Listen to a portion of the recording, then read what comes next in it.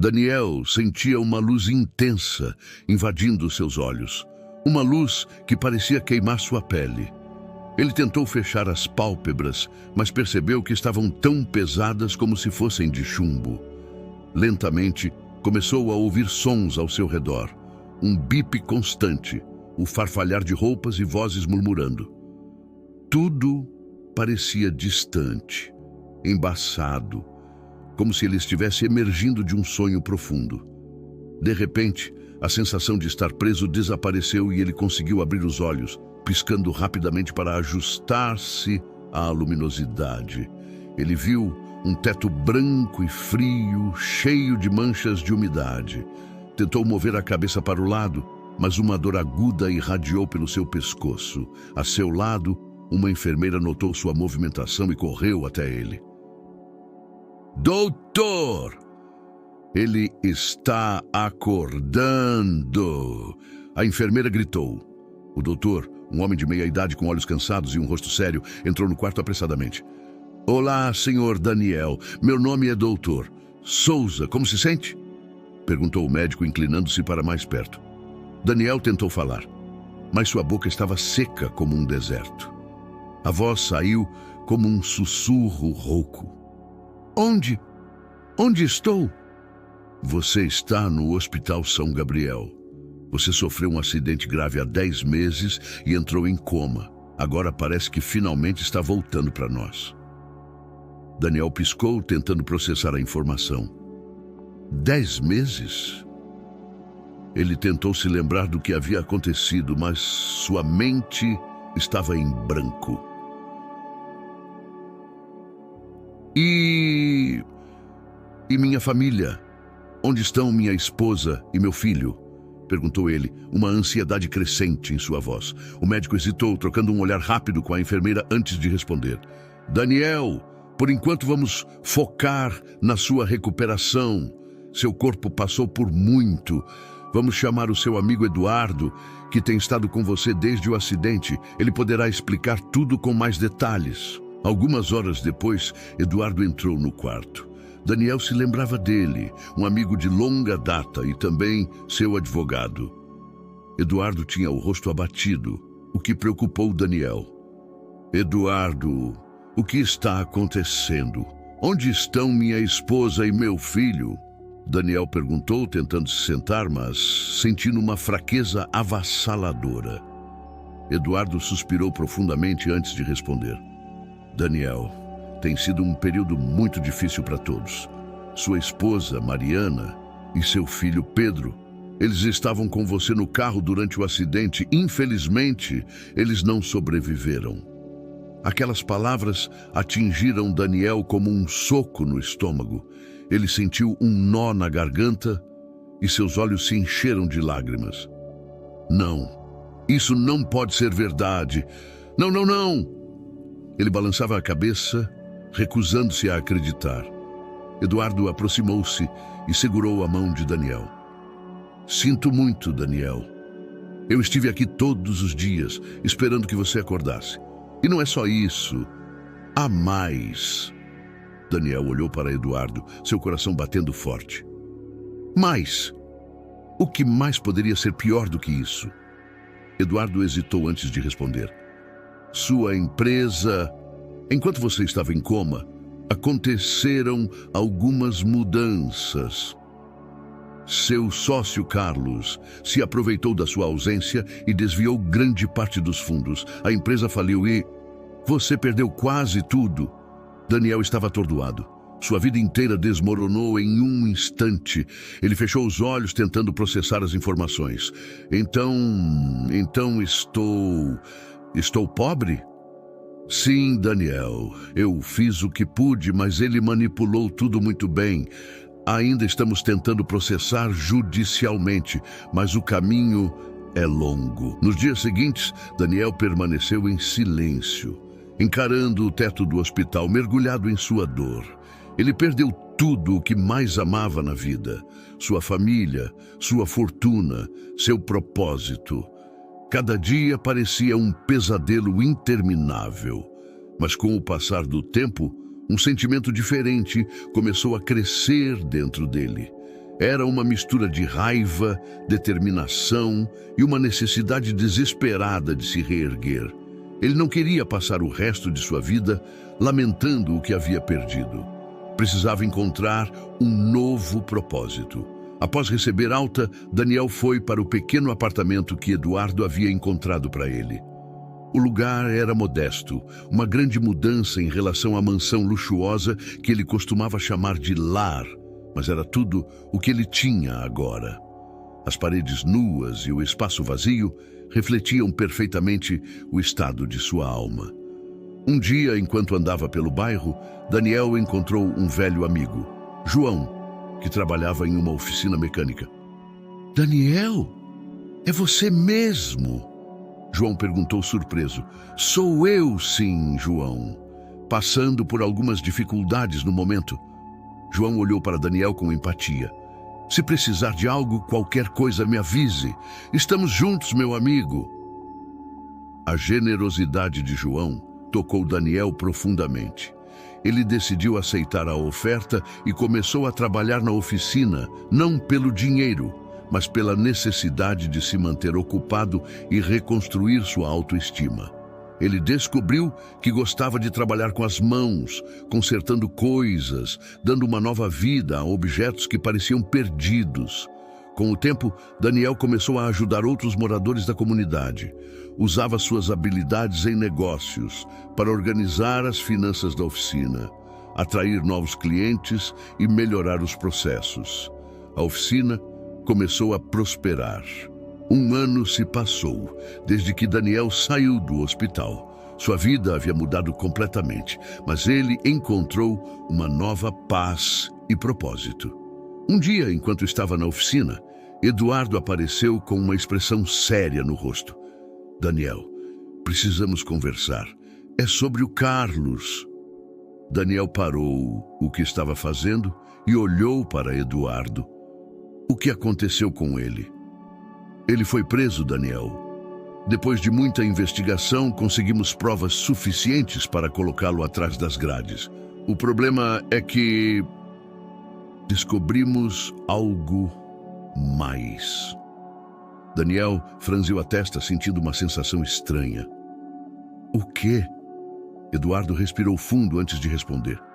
"Aquele acidente não foi um acidente. Carlos tinha mais do que só a empresa em mente. Ele queria tirar você do caminho. Descobrimos que ele mexeu nos freios do seu carro." Daniel sentiu um calafrio percorrer sua espinha. Tudo fazia sentido agora. A traição de Carlos, o desvio de fundos, a perda de sua família. Tudo fazia parte de um plano. "Esse desgraçado", murmurou Daniel, cerrando os punhos. "Eu sei, Daniel, é difícil de aceitar, mas ele está pagando por seus crimes agora. E mais, conseguimos recuperar parte do dinheiro desviado. Não é o suficiente para você ser milionário novamente, mas é o suficiente para você começar de novo." Daniel olhou para Eduardo, seus olhos cheios de gratidão e raiva ao mesmo tempo. "Eu não quero o dinheiro de volta, Eduardo. Não se trata disso. Eu só quero justiça para minha família." Os meses seguintes trouxeram uma nova luz para a vida de Daniel.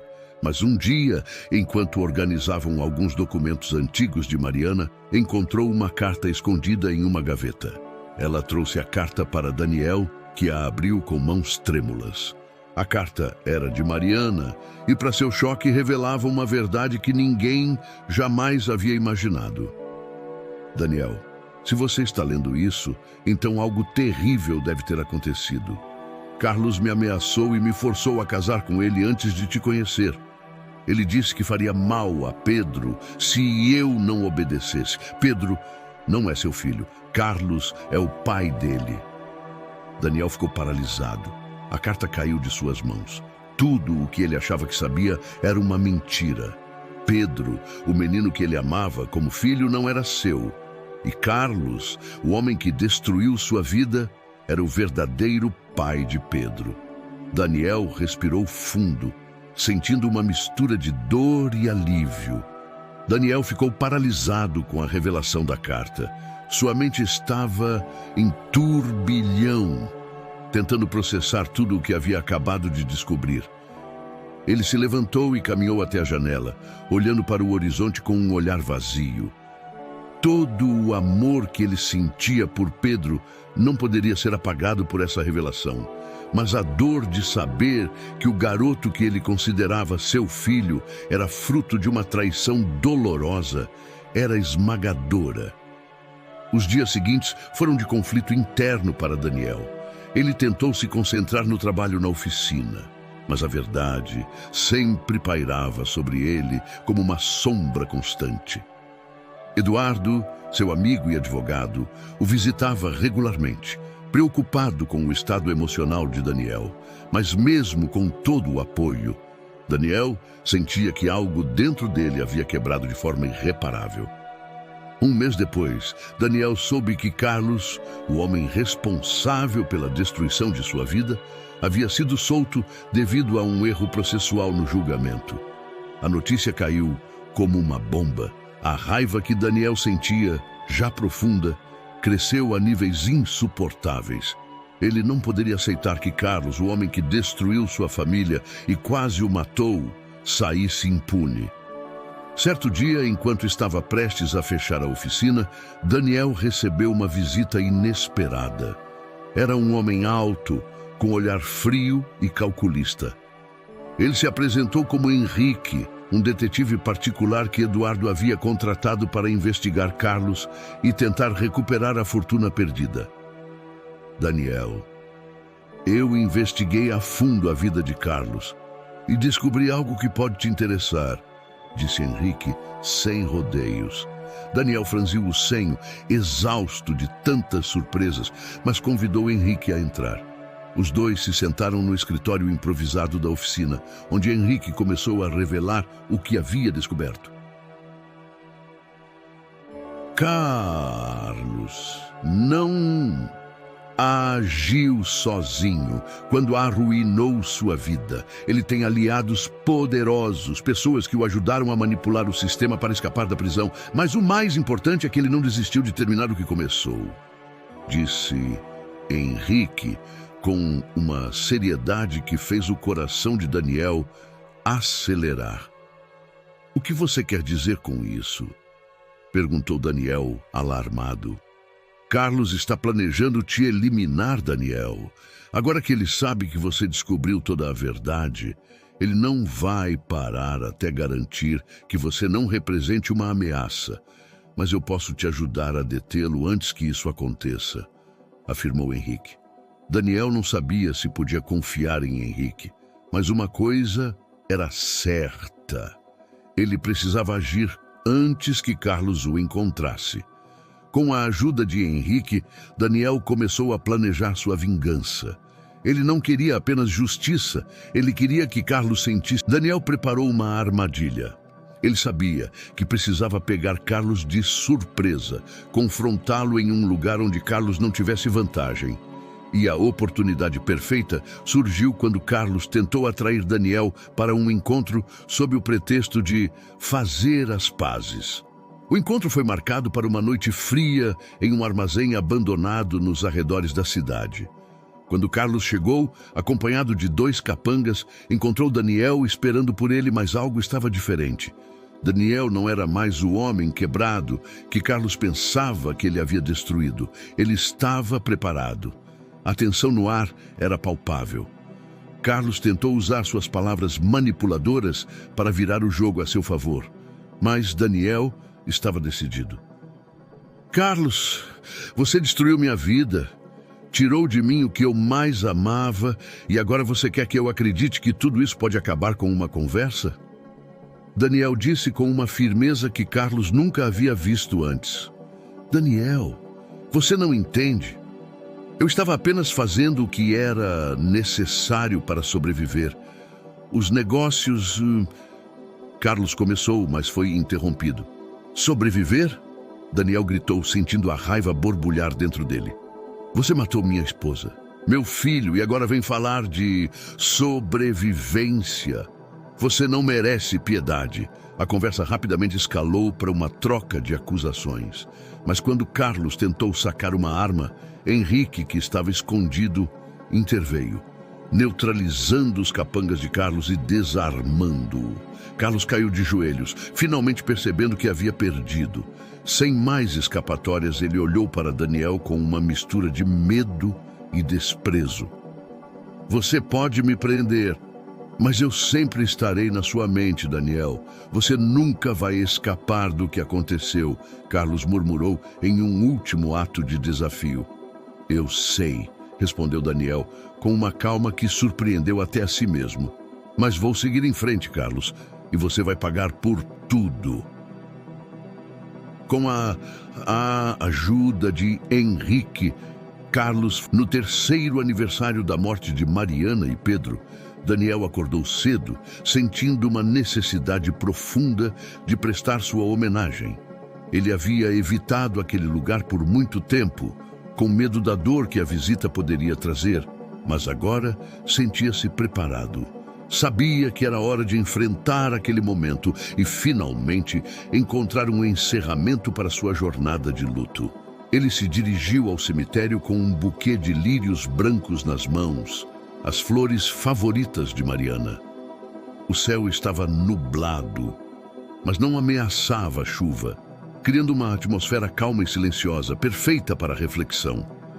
Quando chegou ao túmulo, ele se ajoelhou diante da lápide que trazia os nomes de Mariana e Pedro gravados em pedra fria. Daniel respirou fundo, sentindo um misto de tristeza e serenidade. Ele colocou as flores com cuidado sobre o túmulo e fechou os olhos por um momento, permitindo-se lembrar dos bons momentos que viveu com eles. Mariana, Pedro, eu sinto tanto a falta de vocês, ele sussurrou, sua voz embargada pela emoção. Tudo o que eu fiz nos últimos anos foi por vocês. Eu queria que soubessem que estou tentando honrar a vida que vocês me ajudaram a construir, mesmo que ela tenha sido arrancada de nós de forma tão cruel. Ele ficou ali por um longo tempo, refletindo sobre o caminho que percorreu. Sentiu as lágrimas escorrerem pelo rosto, mas dessa vez eram lágrimas diferentes. Não eram de desespero, mas de um luto que finalmente começava a cicatrizar. Eu queria que vocês pudessem ver como as coisas mudaram. A oficina está prosperando e estou ajudando outras pessoas a encontrarem uma segunda chance, assim como eu encontrei. Sei que vocês estariam orgulhosos de mim. Eu sempre vou amar vocês e vou carregar a lembrança de vocês comigo, mas preciso seguir em frente. Daniel passou a mão pela lápide, sentindo a textura fria da pedra, como se isso pudesse aproximá-lo um pouco mais da